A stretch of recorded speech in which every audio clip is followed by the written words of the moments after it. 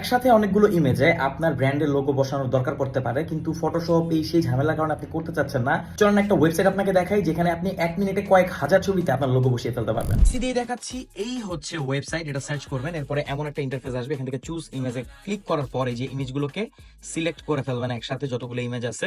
এবার এখানে অপশন চলে আসছে। তো সবার আগে ওয়াটারমার্ক টাইপ, এখানে টেক্সট আপনি টেক্সট বসা দিতে পারেন। আমি ইমেজ দিব, কোজ আমার কাছে ইমেজ আছে। তো চুজ ইমেজে যাব। এবার যে ইমেজটা আমরা দিতে যাচ্ছি সেটাকে আমরা সেট করব।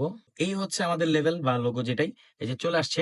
এবার দেখেন এই যে এখানেও কিন্তু আমরা দেখতে পারতেছি, এবং এটাকে আপনি সেট করতে পারবেন। হ্যাঁ, আমি এটা মাঝামাঝি রাখতে চাচ্ছি, উপর থেকে নিচে এটাকে আমি নিচের দিকে আচ্ছা মাঝামাঝি রাখি। এবার এটাতে আমরা হাত দিব না, সাইজে এটাকে ছোট বড় করতে পারবেন। এই যে আমি যেহেতু এটা একটা স্ট্র্যাপ, সো এটাকে আমি চিকন করে দিচ্ছি। এবার ভিজিবিলিটি আমি একটু কমিয়ে দিব, জাস্ট যেন বোঝা যায়। এই এতটুকুই ইজ মোর দেন এনাফ। এরপর হচ্ছে ইমেজ কোয়ালিটি ডেফিনেটলি 100% করে দিব। প্রিভিউ একসাথে কিন্তু অনেকগুলো আছে। তো এবার স্টার্টে ট্যাপ করব। এটা এখানে কিন্তু হয়ে যাচ্ছে। এই যে এই ফাইলটা কিন্তু নেমে গেছে। এবার আমরা যাবো, এটা জিপ আকারে থাকবে, এটাকে আনজিপ করবো ডাবল ট্যাপ করে। এই হচ্ছে ফোল্ডারটি। ওপেন করার পর এই যে দেখতে পাবেন, এই দেখেন আমাদের কিন্তু একটা লম্বা লাইন চলে আসছে। তো এইভাবে চাইলে ছবির যে কোনো জায়গায় লোগো বসিয়ে ফেলতে পারবেন একসাথে। কিন্তু দেখেন আমি অনেকগুলো ছবিতে করে ফেলেছি।